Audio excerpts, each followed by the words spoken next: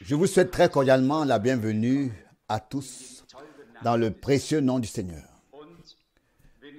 Et si vous êtes comme moi, et si les choses vont comme pour vous comme moi, nous avons déjà été bénis par les cantiques.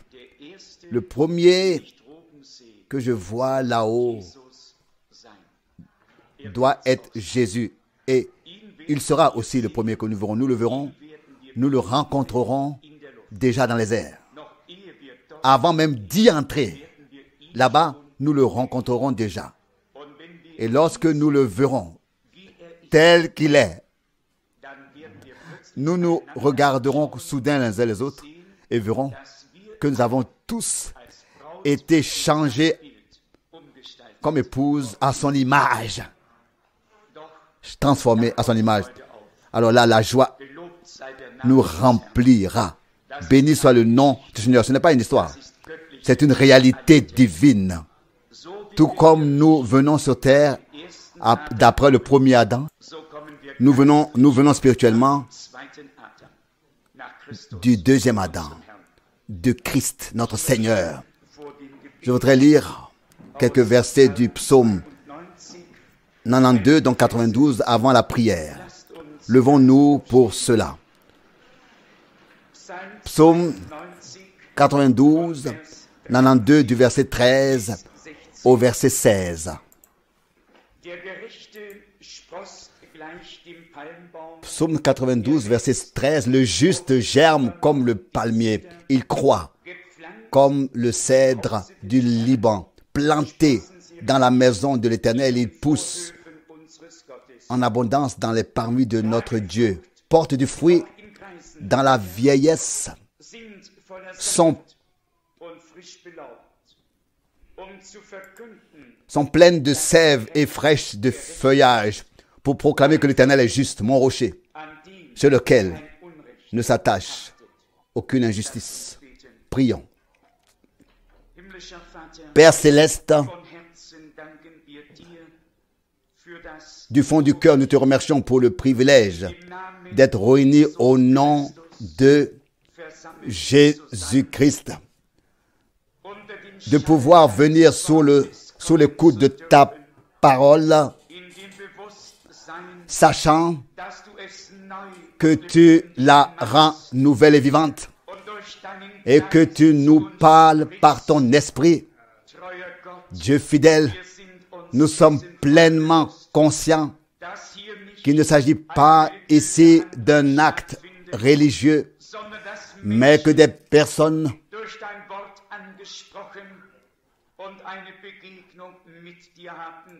peuvent être interpellées par ta parole et avoir une rencontre avec toi. Je te remercie aussi de ce que nous puissions encore t'expérimenter aujourd'hui, comme le même hier, aujourd'hui et pour l'éternité. Souviens-toi des perdus, des malades, de ceux qui souffrent, de tous ceux qui sont découragés. Nous te prions de passer aujourd'hui par nos rangs, dans nos rangs, de t'adresser à tous et de demander à chacun: que veux-tu que je te fasse? Nous le savons, Seigneur. Nous avons besoin de toi. Nous avons besoin de toi plus que jamais. Viens au milieu de nous. Sois présent. Parle-nous, Seigneur. Accorde-nous la grâce d'entendre et de recevoir ta parole comme si nous te voyions debout devant nous, comme si tu ouvrais ta bouche et nous parlais. Je te rends grâce, ô Dieu, de ce que ta parole ne revient pas à vide, mais qu'elle produit l'effet pour lequel tu l'as envoyé. Une fois de plus, nous te confions ce service divin et nous nous plaçons consciemment sous le couvercle du sang de l'agneau et demandons à être conduits par le Saint-Esprit. Sois celui qui parle, celui qui agit, et nous t'offrirons de tout cœur, tout honneur, toute louange et toute adoration au nom saint de Jésus. De Jésus. Amen. Continuons aujourd'hui avec l'idée principale, la pensée principale. Le temps est proche et le temps est là. Je voudrais lire à ce sujet l'évangile de Jean et commencer ici par le 7e chapitre. Ensuite, nous entrerons encore dans les écrits prophétiques de la parole. Voici ce que nous lisons dans Jean 7 directement, au verset 2.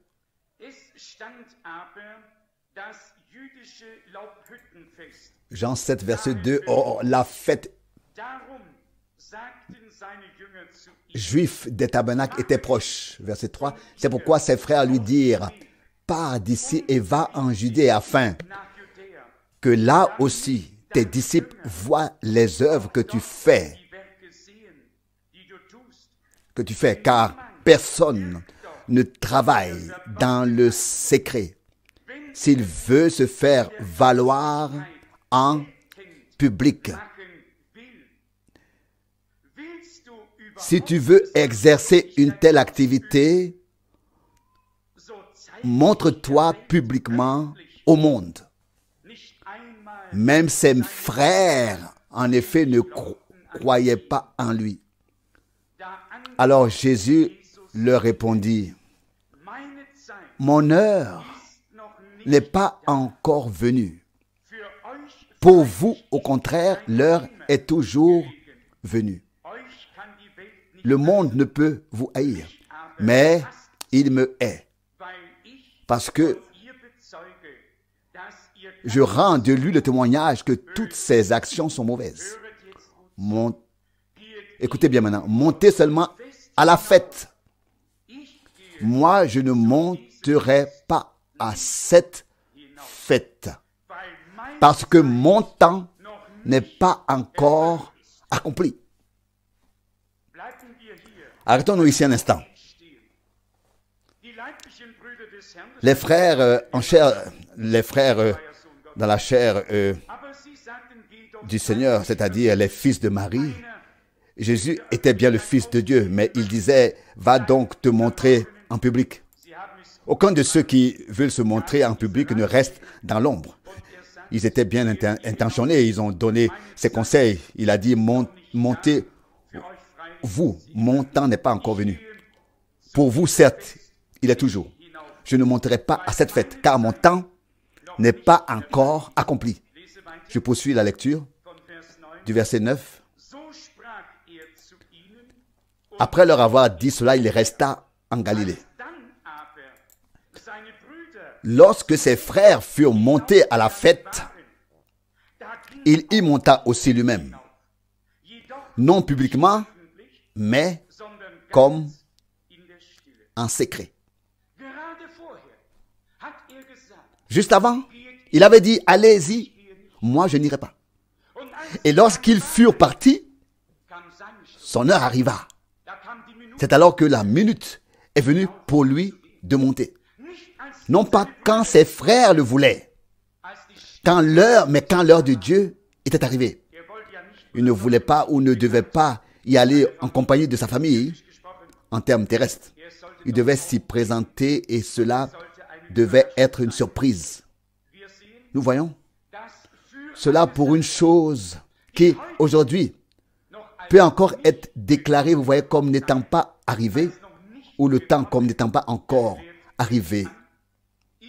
Il est possible que dans quelques heures, dans un ou deux jours, cela puisse déjà être très différent. Nous sommes dans une grande attente. Et lorsque nous disons que le temps est proche, nous savons qu'il ne peut y avoir qu'un pas jusqu'au point où le temps qui était proche est arrivé. Que nous ne croyons pas seulement que le Seigneur a parlé, mais qu'il se lève pour agir et confirmer comme il l'a promis. Le verset 11 dit ici: or, pendant la fête, les Juifs le cherchaient en demandant: où est-il? Et parmi les foules, verset 12, on parlait beaucoup de lui. Les uns disaient, c'est un homme bon. D'autres, au contraire, affirmaient, non, c'est un séducteur de peuple. Personne, toutefois, ne parlait librement de lui par crainte des Juifs. Là où Dieu agit, une décision devra toujours être prise. Lorsque de grands évangélistes apparaissent, aucune décision n'est due, n'est nécessaire. Là, tout suit le mouvement, Toutes les églises libres, il y a de la place pour tout le monde. Il n'y a pas de décision à prendre ici. Mais, lorsqu'un prophète se présentait, c'était tout autre chose. Il ne venait pas pour boiter des deux côtés. Avec son manteau, la question devait être posée. Combien de temps voulez-vous boiter des deux côtés? Si Dieu est Dieu, alors servez-le. Chaque fois qu'un message prophétique est apporté, les gens sont forcés de prendre une décision. Ici, il y avait deux groupes. Les uns disaient, c'est un homme bon. Les autres disaient, non, c'est un séducteur de peuple. Il n'y a rien entre les deux. Aujourd'hui aussi. Soit les gens nous rejettent, soit ils nous acceptent avec le message que nous avons à apporter. Il n'y a pas d'autre solution. Il n'y a pas une troisième position, il n'y a pas de voie intermédiaire. C'est soit oui, soit non, soit pour, soit contre. Il n'y a pas de voie médiane en or. Nous croyons que Dieu a pris la décision pour nous. Notre décision est claire. Nous nous tenons debout et marchons avec Dieu. Nous nous tenons sur les promesses infaillibles que Dieu a accordées par grâce dans sa parole. Dans Jean chapitre 6, au verset 30, les gens ont dit au Seigneur, il lui disait, Jean 6, 30, ils lui demandèrent donc, quel signe fais-tu donc pour que nous le voyions et que nous venions à croire en toi? Avec quoi peux-tu te faire connaître? Nos pères ont mangé la manne dans le désert. Selon ce qui est écrit, il leur donna le pain du ciel à manger. Arrêtons-nous un instant sur ce terme. Quel signe fais-tu pour que nous le voyions et que nous venions à croire en toi? Je voudrais le lire très clairement dans Ésaïe chapitre 7. Le Seigneur était lui-même un signe. Il n'était plus nécessaire de donner un signe, mais c'est par lui et avec lui que le signe nous a été donné. Ésaïe chapitre 7, à partir du verset 11. Demande un signe à l'Éternel, ton Dieu. Exige-le des profondeurs du monde, souterrain, en bas, ou des hauteurs, en haut. Mais Akaz répliqua, je ne demanderai rien, je ne tenterai pas l'Éternel. Alors Ésaïe dit, écoutez donc, maison de David, n'est-ce pas assez de lasser la patience des hommes, que vous fatiguez même mon Dieu? C'est pourquoi le Tout-Puissant lui-même vous donnera un signe.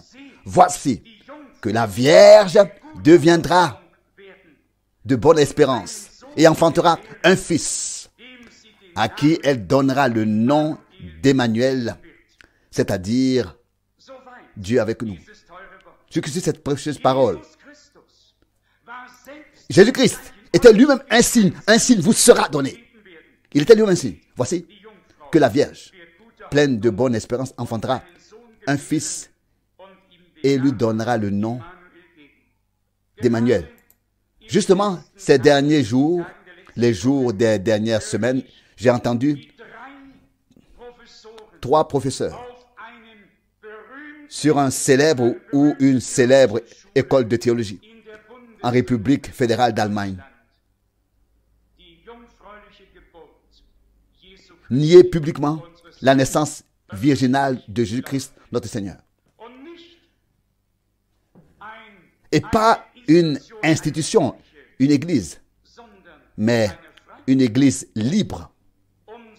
C'est d'autant plus grave. On aurait dû ou pas, on aurait dû ou pu s'attendre à ce que ces personnes aient au moins assez de respect pour Dieu, pour laisser la parole telle qu'elle est écrite. Mais nier publiquement que Christ a été engendré par le Saint-Esprit et qu'il est né vierge, d'une vierge, cela dépasse l'entendement, n'est-ce pas? Mais il est vrai que nous vivons à une époque d'incrédulité, à une époque d'apostasie. Et si ces jours n'étaient pas raccourcis, aucun homme ne serait sauvé. Mais nous vivons également une période de récupération, je veux dire, de rétablissement plutôt, pardon. Et je crois que cela fait longtemps que les croyants n'ont pas été aussi conscients des vérités divines qu'en ces jours. Les uns se détournent de plus en plus de Dieu et de la parole de Dieu, et les autres se tournent de plus en plus vers la parole et vers Dieu. Et nous nous dirigeons vers le point où finalement, l'Église du Dieu vivant ne fera plus qu'un avec Dieu. Elle sera un avec Dieu, en esprit et en parole.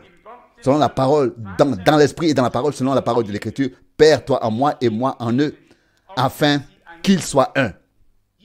Nous l'avons lu ici. Je veux vous donner un signe. J'aime y penser, car nous vivons effectivement à une époque où tout ce que dit la parole de Dieu est remis en question.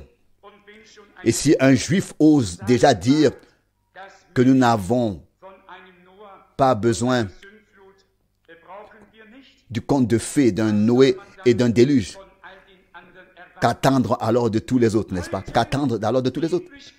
Pouvoir être croyant en la Bible aujourd'hui est un privilège direct que Dieu nous a donné. Pouvoir croire aujourd'hui, comme le dit l'Écriture, avec toutes les promesses que contient la parole, sans dévier à droite et à gauche, est une grande grâce de Dieu. Nous ne pouvons alors que dire que le sort nous est tombé dessus de la manière la plus douce et merveilleuse. Nous avons reçu un grand héritage. J'ai également lu le livre de l'évangéliste mondialement connu dont on ne peut citer le nom car cela ne se fait pas. Et il a écrit sous le titre « Les anges sont des esprits serviteurs ». Des esprits serviteurs se référant aux Hébreux, chapitre 1, je me suis dit en moi-même, oh mec, si tu peux aller aussi loin, tes yeux étaient arrêtés et tu n'as pas pu voir ce que Dieu a fait à ta porte dans notre génération. Vous savez, on peut même écrire sur des sujets bibliques et aller loin et ne pas faire partie de la chose sur laquelle on écrit. Et là, je pense à Frère Branham. Quand quelqu'un est venu le voir en son temps, qui avait écrit un livre entier sur le jardin du Saint-Esprit. Et maintenant, il voulait savoir ce que Frère Branham en disait. Et alors, la première chose qu'il a demandé, c'est « As-tu donc reçu le baptême du Saint-Esprit » Et il dit alors non. Donc, Frère Branham a demandé à cet homme. Oui, il a dit, tu n'as même pas reçu de don de l'esprit. Il dit non. Ensuite, il demande, mais ensuite, tu as écrit dans ton livre sur les dons de l'esprit sans en avoir un seul reçu toi-même. Et la conversation s'est vite terminée. Vous voyez, la conversation s'est vite terminée. Bien-aimés, qu'est-ce que cela veut dire?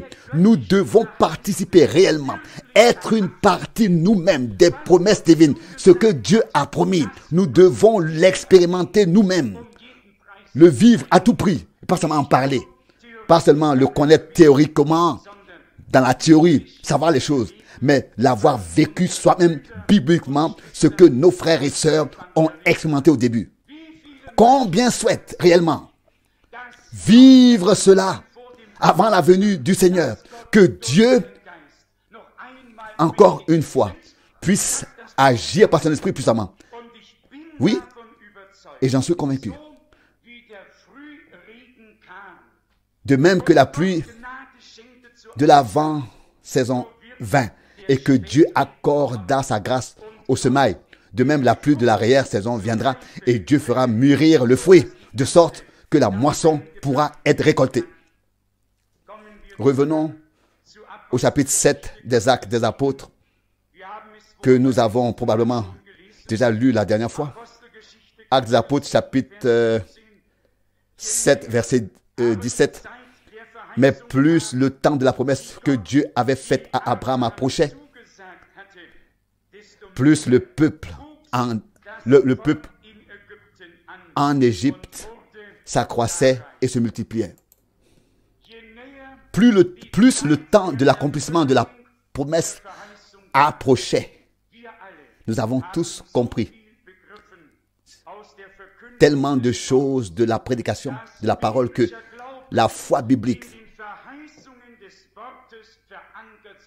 nous avons compris que la foi biblique doit être ancrée dans les promesses de la parole. Si nous croyons que Dieu fera encore quelque chose, alors nous avons un fondement biblique pour cela. Je peux vous lire plusieurs choses. Dans l'Épître aux Hébreux, il nous est également dit que Dieu a fait la promesse. Je lis dans Hébreux, chapitre 12, du verset 26.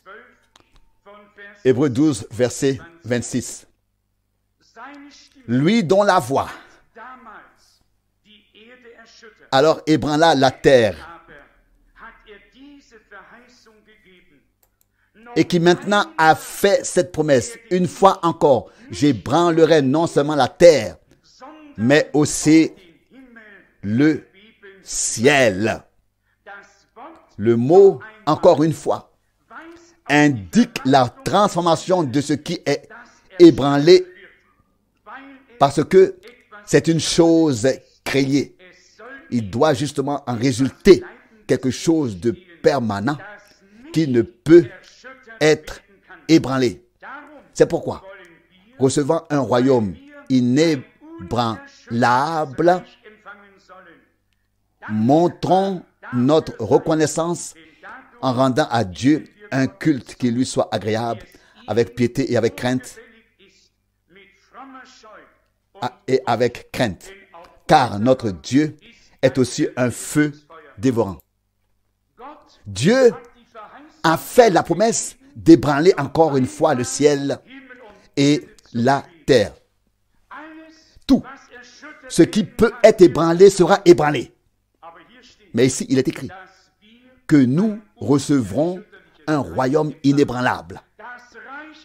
Selon l'Écriture, le royaume de Dieu est un royaume éternel, un royaume inébranlable. Certaines tempêtes peuvent passer sur le royaume de Dieu.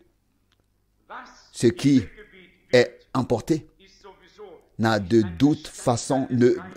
toute manière pas été une partie du royaume, mais devait être emporté. Tout ce qui fait partie du royaume de Dieu subsistera dans ta vie et dans la mienne. Quelles que soient les épreuves et d'où qu'elles viennent, nous pourrons tenir bon par la grâce de Dieu. Pourquoi? Parce que nous nous appuyons sur la parole infaillible de Dieu, qui est solide comme le roc pour l'éternité. Prenez garde de ne pas rejeter celui qui vous parle. Prenez garde de ne pas rejeter celui qui vous parle. Verset 25. Je crois que Dieu nous a parlé. Vous savez, que je ne suis pas de ceux qui ont souvent à la bouche le nom de Paul et de Pierre ou les noms de divers hommes de Dieu jusqu'au plus grand homme de Dieu de tous les temps, frère Branham. Mais dans mon cœur, au fond de mon cœur, je suis convaincu que lui, qui était le prophète promis dans la parole, et que Dieu l'a envoyé maintenant à Laodicée, dans le dernier âge de l'Église où tous disent « nous sommes riches, nous avons tout en abondance, etc. » Et que le Seigneur devait dire « tu ne sais pas que tu es nu, pauvre, aveugle et nu. » Je crois que Dieu a envoyé cet homme. Comme il a envoyé un Paul, comme il a envoyé un Moïse et d'autres hommes pour des tâches très particulières. La question se pose maintenant. Qu'avions-nous à faire avec cela? Vous pouvez entendre aujourd'hui de grands prédicateurs, mais ils ne veulent rien savoir de ce que Dieu a réellement fait. Et pour nous, c'est une joie toute particulière quand je peux lire dans les évangiles que Jean, envoyé par Dieu, s'est présenté comme un homme. Mon cœur, comme un homme envoyé de Dieu, mon cœur exulte et se réjouit. Je suis alors dans la joie, car je sais que c'est ainsi que c'était écrit, que c'était promis, que c'était ainsi que cela s'est accompli. Mais lorsqu'il est écrit, voici que je vous envoie le prophète Élie, avant que le jour terrible de l'Éternel, le jour terrible et redoutable de l'Éternel vienne, c'est aussi une promesse. Et le jour terrible de l'Éternel brûlera comme une fournaise. En lui, les méchants seront comme de la paille et du chaume. Et le jour qui vient les brûlera. Ce jour de l'Éternel n'est pas encore arrivé. Il n'arrivera que lorsque le temps de la grâce sera terminé et que le jour du salut sera achevé. Ce n'est qu'alors que le jour de la colère, le jour du jugement, s'abattra sur les impies et sur le monde pieux et incrédule. Mais pour l'instant, il y a encore le jour du salut, le temps de la grâce, l'année du jubilé. Je crois que c'était le frère Zink qui a dit tout à l'heure, frère Franck, l'année du jubilé a déjà commencé. Dieu a déjà fait de grandes choses. Mais nous y croyons. Oui, nous croyons que partout où l'évangile de Jésus-Christ est annoncé et où les gens le reçoivent dans la foi, l'année du jubilé a commencé. L'année de grâce, c'est là que les gens peuvent sortir librement, revenir à ce qui leur appartient. Il a été accompli pour eux. Ils n'ont plus besoin d'être livrés à l'esclavage. Selon la parole de l'Écriture, si le Fils a franchi, celui que le Fils a franchi est vraiment libre. Et le Fils de l'homme n'est pas venu pour juger le monde, le Fils de l'homme, mais pour le sauver. Il est venu chercher et sauver ce qui est perdu. Ce qui est perdu. Un magnifique message d'amour divin à tous les perdus, à tous les égarés, à tous ceux qui doivent encore être appelés par Dieu et qui sont appelés à sortir. D'un point de vue prophétique, nous avons déjà perçu beaucoup de choses qui s'accomplissent également. Et je me permets aujourd'hui de faire remarquer que beaucoup de personnes ont encore chez eux différentes publications chrétiennes et donc beaucoup de personnes ont encore chez elles différentes publications chrétiennes qu'elles lisent et qu'elles sont alors dans la confusion. J'ai récemment lu un article de ce genre. Un homme y écrit que M. Gorbatchev a une blessure sur le front et que c'est la marque de la bête. On ne peut pas être plus bête que ça. Mais qu'est-ce que c'est? Il y en a tellement qui lisent et qui mangent tout ça et qui disent, ah, cet homme, il puise à une source de sagesse. Il ne puise à aucune source. C'est de la folie absolue. Et cela n'a absolument rien à voir avec l'écriture. Il serait bon que nous lisions encore une fois l'exposé des 7 sceaux avec prière, afin de vraiment comprendre où est quoi, où sont les choses et où est le danger au fond. Je sais, cela aussi a déjà été souligné en 1933. Prends garde à la Russie, prends garde à la Russie, le roi du Nord. Et nous savons qu'il sera le chef de la bataille finale d'Armageddon. Cela ne nous est pas inconnu. Je vous le lis dans Ézéchiel 38 pour que vous sachiez que l'homme de l'extrême nord sera le chef. Il enverra tous les autres. Il sera le chef. Ézéchiel chapitre 38, verset 5. Les Perses, les Éthiopiens et les Libyens sont parmi eux, tous avec bouclier et casque. Et d'autres peuples sont encore énumérés, puis on dit au verset 7, prépare-toi et sois prêt, toi et toutes les multitudes qui se sont rassemblées avec toi, et sois leur chef. Verset 8, après un certain temps, tu recevras des ordres. À la fin des années, tu arriveras sur un pays récupéré de la désolation de la guerre et un peuple rassemblé d'une multitude de nations sur les montagnes d'Israël qui étaient en permanence désolés. Mais maintenant, ils ont été ramenés du milieu des nations et ils habitent maintenant tous en sécurité. Vous pouvez continuer à lire. Ça, c'est la prophétie. C'est une prophétie et elle s'accomplira. Mais avant que cela n'arrive, beaucoup d'autres choses doivent encore se produire. Et aujourd'hui, tout dépasse le cadre des nations. Aujourd'hui, il s'agit de la Banque mondiale, du commerce mondial, du Conseil mondial des églises. Aujourd'hui, il s'agit uniquement du monde et de la mondialisation. Système monétaire mondial. Aujourd'hui, tout dépasse les frontières mondiales. Les frontières nationales. Pourquoi? Nous vivons la fin des temps. Aujourd'hui, nous pouvons voir en Suisse ce qui se passe à Melbourne ou ce qui se passe à Auckland ou à Tokyo. Ceux qui veulent voir peuvent tout voir. Nous vivons une époque énorme.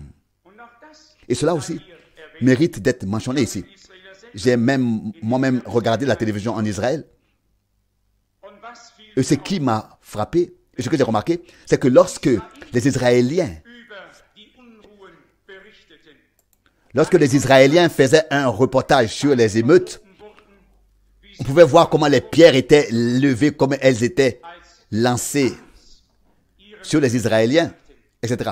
Quand les Américains, eux, par contre, montraient leur reportage, on ne voyait que les chars qui avançaient et les soldats qui nettoyaient. Et là, je me suis dit, comment de tels reportages peuvent-ils être manipulés? On ne montre pas comment les choses se sont passées, quelles en étaient les causes. On ne montre que plus tard ce qui s'est passé pour pouvoir à nouveau peindre l'ennemi sur le mur. Mais en tant qu'enfants de Dieu, nous n'avons pas besoin de télévision. Il nous suffit d'avoir une vision, une vue lointaine, à distance pour savoir de quoi il s'agit. Nous ne nous laissons pas influencer par la presse, par les médias. Nous prions pour Israël. Nous l'avons lu ici à la fin. Lu, n'est-ce pas, à la fin des jours, cela arrivera. Ils seront rassemblés de tous les peuples. Ils seront réinstallés sur leur terre natale. Permettez-moi d'exprimer ici, aujourd'hui, la pensée prophétique suivante. Afin que tous sachent à jamais qu'il ne s'agit pas ici de la Chine ou de la Chine qui a un rôle particulier ou de qui que ce soit d'autre, mais que 4 bêtes ont été montrées au prophète Daniel et que ces 4 bêtes représentaient les 4 empires mondiaux successifs et qu'avant la venue du Christ, le dernier empire mondial existait déjà, à savoir l'empire romain. Et après l'empire romain, il n'y aura plus rien. L'empire romain est le dernier. Et c'est alors que la pierre qui se détache sans l'intervention d'une main humaine frappe la statue à ses pieds et la brise. Je voudrais tout de même vous lire cela très brièvement, car cela me bouleverse intérieurement lorsque je perçois toujours comment les enfants de Dieu sont mis dans l'inquiétude. Et nous n'avons pas besoin de cela. Nous devons être bibliques en ces jours, fondés fermement dans la Bible. Nous devons connaître notre Bible. Et alors, nous connaîtrons mieux aussi notre Dieu. Daniel, chapitre 7, verset 2. Daniel 7, verset 2. En ces termes, moi, Daniel, j'eus une apparition dans ma vision nocturne et je vis les 4 vents des cieux, agiter la grande mer. Alors, sortir de la mer 4 puissantes bêtes, différentes les unes des autres. Maintenant, le verset 7. Alors m'apparut soudain dans mes visions nocturnes une 4e bête terrible et redoutable, d'une force extraordinaire. Elle avait de formidables dents de fer. Elle mangeait, broyait et foulait aux pieds ce qui restait. Elle avait un aspect tout différent de celui de toutes les bêtes précédentes. Et elle avait encore 10 cornes. Vous pensez déjà à Apocalypse 17, n'est-ce pas? Je le sais, parce que vous connaissez la Bible. Apocalypse 17. Je lis maintenant le verset 17 de Daniel 7. Daniel 7, verset 17 maintenant. Ces puissantes bêtes, au nombre de 4, signifient 4 rois qui s'élèveront sur la terre. Mais, le verset 18, mais les saints du Très-Haut recevront la domination et ils auront la domination jusqu'à l'éternité. Oui, jusqu'à une éternité d'éternité. Il faut que je lise encore un peu plus pour que vous sachiez que les Saintes Écritures donnent aussi sur ce point des renseignements très clairs ou répondent, à savoir le verset 23. Il me donna donc cette information.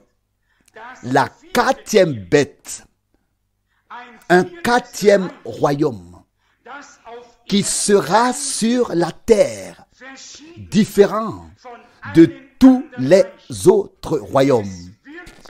Il engloutira toute la terre. Il la foulera et l'écrasera. Pas le premier. Pas la première, pardon. Pas la deuxième. Pas la troisième. La 4e bête. La 4e. Et la dernière. Et la dernière exercera sa domination sur toute la terre. Et si bien sûr, on lit encore dans Apocalypse 17 que la prostituée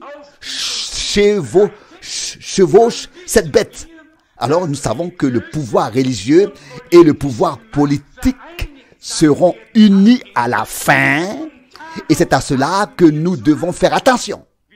Nous voyons d'une part l'union du pouvoir économique et nous voyons aussi l'union du pouvoir religieux. Tout est maintenant réuni. Tout s'unifie sous nos yeux. Personne n'a de recette miracle.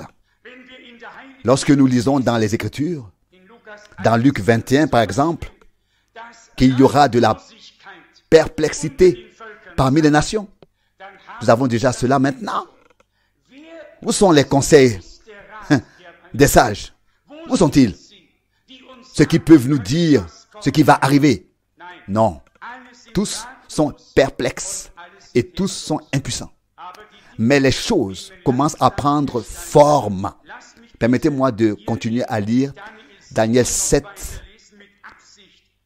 C'est à dessein que je relis le verset 23, puis que je poursuis avec les autres versets, afin que vous sachiez à 100% qu'il s'agit de la fin directe, de la fin des temps dans laquelle nous vivons actuellement et dont nous ne serons même pas témoins jusqu'à la fin de toutes ces choses.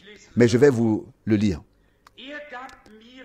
Verset 23, donc encore une fois, Daniel 7, il me donna donc cette information, la quatrième bête, un quatrième royaume, qui sera sur la terre, différent de tous les autres royaumes. Il engloutira toute la terre. Il la foulera et l'écrasera. Et les 10 cornes pour dire que de ce même royaume sortiront 10 rois. Et qu'après eux, il en surgira un autre, différent des précédents, qui renversera 3 rois. Il tiendra des discours arrogants contre le Très-Haut. Il maltraitera les saints du Très-Haut. Il s'efforcera de changer les fêtes et la loi, et ils seront livrés à son pouvoir 1 an, 2 ans et demi. Mais alors, le tribunal tiendra séance et on lui arrachera la domination pour la détruire et l'anéantir définitivement. Alors la royauté, la domination et la puissance sur les royaumes de tous les cieux seront donnés au peuple des saints du Très-Haut. Son règne sera éternel et toutes les autres puissances le serviront et lui seront assujetties. L'avons-nous remarqué? Cela se réfère ici déjà à la fin directe, même à la rupture de l'alliance avec Israël et à la période de tribulation de 3 ans et demi qu'il fera encore venir sur le peuple d'Israël après le ministère des 2 témoins. Donc jusqu'à la fin directe, jusqu'à ce que le tribunal divin tienne séance et que le pouvoir soit arraché à la bête et que Dieu lui-même établisse son royaume ici sur cette terre et que les saints du Très-Haut prennent le pouvoir. Lisez-le. Je le lis dans le Nouveau Testament, dans Apocalypse, chapitre 11, Apocalypse, chapitre 11, verset 15. Ici, il est écrit, Apocalypse 11, verset 15. Le 7e ange sonna de la trompette, et il y eut dans le ciel de fortes voix qui disaient, le royaume du monde est remis à notre Seigneur et à son oint. Et il régnera comme roi dans toute l'éternité. Et ensuite, dans Apocalypse chapitre 20, nous lisons Apocalypse chapitre 20, verset 6. Béni et saint est celui qui a part à la première résurrection. Sur cela, la seconde mort n'a pas de pouvoir, mais ils seront sacrificateurs de Dieu et du Christ, et ils régneront avec lui pendant les 1000 ans. Ce dont nous sommes témoins dans la Bible, nous pouvons le croire d'emblée. Ce qui est important, comme nous l'avons déjà souligné, c'est que nous puissions le classer correctement et que nous sachions que ce n'est pas un 5e royaume ni un autre royaume, mais l'Empire romain qui sera le dernier, et ce jusqu'à la fin sur terre. Et ce qui se passe actuellement ici, politiquement, n'est rien d'autre que la renaissance de cet ancien empire romain. C'est autour de cette grande femme qui règne sur les rois de la terre, vous le savez, bibliquement parlant, que Dieu compare d'abord Israël comme sa femme qui reçoit sa semence, et plus tard, dans le livre prophétique du Nouveau Testament, l'Église. Mais là, dans Apocalypse 17, la femme est appelée la prostituée, qui s'est engagée partout avec n'importe qui et n'importe comment, comme si elle était couverte de noms blasphématoires et qui chevauche cette dernière puissance mondiale, cette dernière bête. Pas comme si, mais qui est couverte de noms blasphématoires. Regardez si la réponse n'avait pas été donnée aussi dans le prophète Daniel. Nous devrions aujourd'hui deviner, tâtonner comme des aveugles et ne pas savoir si c'est vrai. Mais l'Esprit de Dieu lui a parlé et lui a dit, les 4 bêtes qui t'ont été montrées sont 4 royaumes qui s'élèveront sur la terre et qui signifient 4 rois qui y régneront. Donc, nous savons très bien, prophétiquement parlant, la dernière puissance mondiale est l'Empire romain. Et c'est là que toutes les puissances sont réunies. Qu'il a lu dans le journal récemment, lorsque le pape s'est adressé à 85 000 musulmans à Casablanca. Tous étaient ravis. Lui, tout le monde était ravi. Lui, en tant que chef de l'église romaine, parle devant les musulmans et tout le monde est ravi et enthousiaste. Non. Nous voyons que la suprématie n'est pas seulement prophétiquement exposée ici, mais qu'elle est déjà en train de se manifester. Je vais devoir écrire à ce sujet pour nous montrer les détails de la parole prophétique. Dans la parole prophétique, de la parole prophétique. Je n'y viens vraiment que parce que je constate régulièrement que l'un lit ceci et l'autre cela, et ils sont emportés et ballottés d'un côté à l'autre. Le temps de la confusion et de la confusion est révolu. Ce n'est plus le temps de l'interprétation. Maintenant, c'est le temps de la révélation divine directe. C'est maintenant le temps de reconnaître avec des yeux ouins ce qui s'accomplit devant nous en termes de prophétie divine et biblique et comment toutes ces choses prennent forme. Je sais que c'est dans ce but que Dieu nous a envoyé le message prophétique pour nous éclairer sur la partie prophétique de l'histoire du salut et nous donner des yeux éclairés de compréhension afin que nous puissions nous aussi reconnaître l'époque dans laquelle nous vivons et voir à quel point la prophétie biblique est déjà avancée. Nous ne nous faisons pas de soucis. Nous vivons dans les temps de la fin. Nous vivons à la fin de la fin des temps. Le temps est proche. Le temps est là. Et à tout moment, il pourrait se passer quelque chose que nous considérons aujourd'hui encore comme peut-être étant dans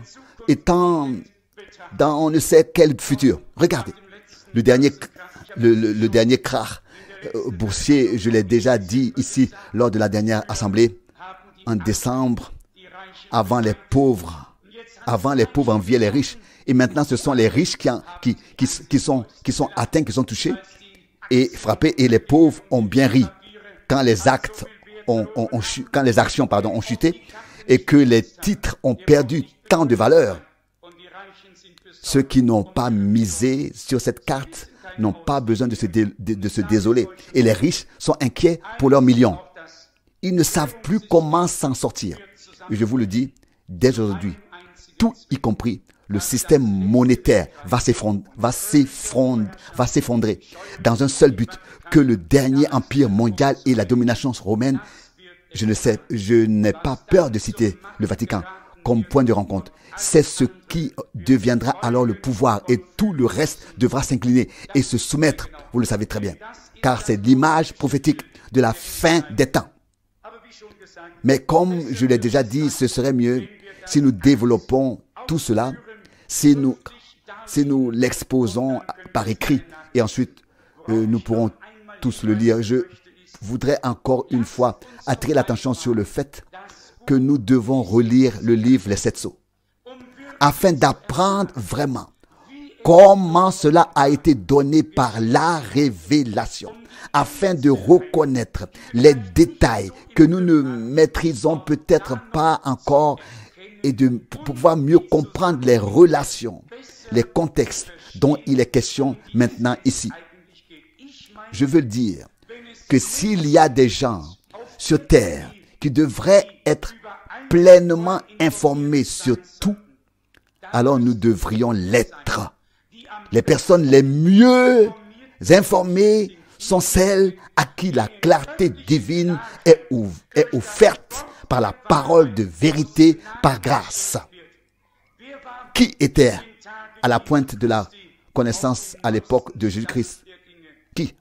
Ceux qui ont vu et assisté à l'accomplissement de la prophétie biblique. Ce sont ceux-là qui étaient informés. C'est ce qui doit nous arriver en ce moment, maintenant, dans ces jours. D'un autre côté, voir tout prophétiquement n'aidera personne s'il n'est pas lui-même sauvé et n'a pas reçu la vie éternelle par la foi en Jésus-Christ. Ce n'est pas la connaissance qui nous apporte la vie éternelle, mais la naissance de Dieu. Comme il est écrit, ce qui est né de la chair est chair, et ce qui est né de l'esprit est esprit. Ne t'étonne pas que je t'ai dit qu'il faut que vous naissiez de nouveau. De nouveau. Sinon, vous ne pouvez pas voir le royaume de Dieu. Vous ne pouvez pas non plus le comprendre. L'accès aux choses spirituelles n'est garanti que lorsque nous avons fait l'expérience de Dieu par la nouvelle naissance. Nous avons reçu par cette expérience la liaison avec Dieu, le lien avec Dieu, la relation. Nous sommes devenus participants de son être, de sa nature. Et la révélation de sa parole peut ainsi nous parvenir. Résumons tout cela. L'heure du Seigneur sonne à un moment où nous ne l'attendons pas. Notre Seigneur a dit alors à ceux qui lui disaient « Viens avec nous à la fête de Jérusalem ». Il a dit « Allez, moi je ne vais pas, je n'y vais pas. Mon heure n'est pas encore venue. » A-t-il manqué sa parole?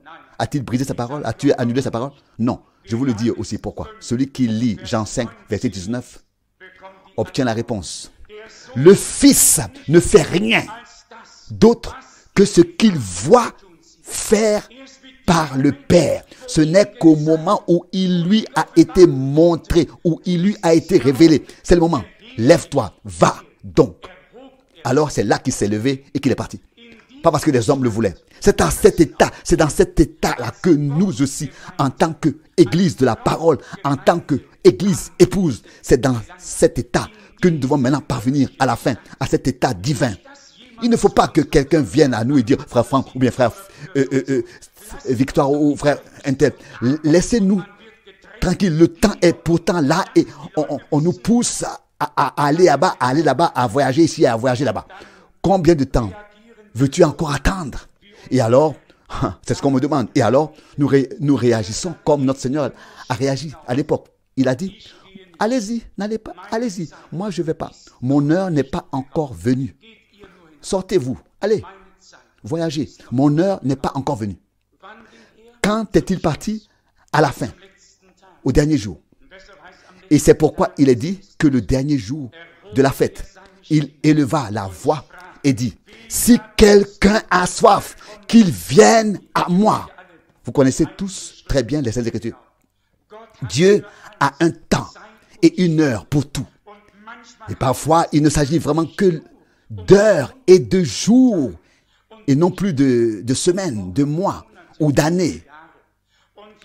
Et plus ce temps approche, plus le passage où il ne s'agit plus que de jours, d'heures, plus nous devons faire attention.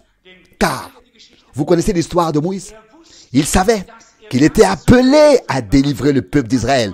Et les Écritures disent que lorsqu'il eut 40 ans, le désir monta en lui et qu'il alla délivrer ses frères. Et Allah, il voulait délivrer ses frères. Et pourtant, et pourquoi cela ne s'est pas passé? Pourquoi est-ce que cela ne s'est pas produit? Parce que les 400 ans n'étaient pas encore écoulés. Qui sait combien d'années manquaient? Il manquait exactement 10 ans. Il s'était écoulé 390 ans, 390 ans. Et le Seigneur avait dit à Abraham, après 400 ans, Dieu respecte scrupuleusement sa parole. Pour personne ne doit presser Dieu. 390 ans étaient passés. Moïse avait plus de 40 ans lorsqu'il est parti pour la première fois. Il avait 80 lorsqu'il est parti pour la deuxième fois. Et le temps total était donc de 430 ans. Vous pouvez encore lire cela dans l'épître de Galates, si vous le voulez. Le calcul est ainsi simple que cela. Aussi simple que cela. S'il vous plaît. Je me le dis à moi-même et je le fais dire par Dieu. Et je nous le transmets à tous. Plus nous nous approchons de la phase où de grandes choses vont être faites par Dieu, plus nous devons être vigilants, faire attention. S'il vous plaît, ne vous dépêchez pas, ne vous pressez pas. Ne faites rien de propre. Attendez que le Seigneur vous fasse un signe. Et quand il vous dira, quand il te dira, lève-toi, fais ceci et cela. Quand il dira, va, alors tu pourras aller. Ce qu'il nous dit, c'est ce que nous ferons. C'est ainsi comme ça que c'est écrit dans l'évangile de Jean et rien d'autre. Comme aux noces de Cana en Galilée, il a été dit, femme, que t'importe mes affaires, mon heure n'est pas encore venue, laisse-moi tranquille. Quelques minutes plus tard, son heure était venue. Et il dit aux gardes, remplissez les jarres d'eau et dites au maître du repas d'y puiser du vin. Vous voyez de quoi il s'agit? Pas de l'insistance. Le besoin est là, nous le savons. Il y a des besoins. Et s'il n'en tenait qu'à moi, je me mettrais moi aussi à pousser. Pensez-vous qu'il n'y a pas de pression en moi? Oh oui, j'ai envie de me pousser moi-même et de pousser tout le monde, de les envoyer, dire laissez-nous maintenant, le temps est là. Non, le temps est là, c'est vrai. Mais justement parce qu'il est là, parce qu'il ne s'agit pas d'années ou de dizaines d'années, peut-être seulement de mois, de semaines, peut-être peu importe. Restons d'autant plus vigilants. Et si cela devait tout de même durer 10 ou 20 ans, je ne serais pas déçu. Je n'ai pas fixé le temps, c'est Dieu qui l'a fait de toute éternité. Prenons cette leçon avec nous aujourd'hui que Dieu nous a donné par la parole prophétique, par les symboles, dans la parole prophétique, par les exemples, par toutes les images qui expriment quelque chose. Il nous a donné dans l'Ancien et le Nouveau Testament un aperçu très clair de ce qu'il a prévu, Maintenant, en tant qu'Église du temps de la fin, nous avons la tâche de vivre le ministère de Christ dans son achèvement. Parmi nous, et frère Branham avait un tel ministère. Celui qui voit le film peut s'en souvenir. Il a dit, je suis aussi impuissant que vous l'êtes. J'attends l'ange de l'Éternel. Et quand il dit quelque chose, je le dis aussi. Et cela arrive. Alors, il s'agit d'attendre que la directive vienne. Aux noces, Marie a dit, écoute, il manque du souci. Soucie-toi de cela, occupe-toi de ça. Femme, il lui a dit, qu'est-ce que j'ai à faire avec ça? Laisse-moi tranquille. Et puis, le moment est arrivé. Peut-être qu'il n'y a eu que des minutes entre les deux, en ce qu'il a dit et ce qu'il a fait. Et avec la fête à Jérusalem, s'il y a eu 1 ou 2 jours entre les deux, je ne sais pas. En tout cas, cela se suit de près. Allez-y, je n'irai pas. Et soudain, il partit. Pourquoi? L'instruction est venue et il est parti. Et c'est arrivé. Si quelqu'un me poussait aujourd'hui et me disait, fais ceci ou fais cela maintenant, et je savais dans mon cœur que c'est dans la volonté de Dieu, je ne pourrais quand même pas encore le faire Ça ne suffit pas. Je devrais attendre que le Seigneur me donne des instructions, me le dise, me parle. Et là, tout peut basculer. Alors Dieu se tiendra à nos côtés, sera avec nous et confirmera majestueusement la parole. Ça ne suffit pas de savoir que quelque chose est dans la volonté de Dieu. Nous devons attendre. Et nous réjouirons à nouveau de notre Dieu. Qui est prêt maintenant à attendre avec une pulsion intérieure et à dire, Seigneur, nous sommes là, nous voici, nous savons ce que tu as promis et nous savons que cela va arriver. Nous sommes arrivés à la fin. Seigneur, tu nous l'as montré. S'il te plaît, aide-nous à continuer. Prends-nous les deux mains prends-nous les deux mains, conduis-nous afin que nous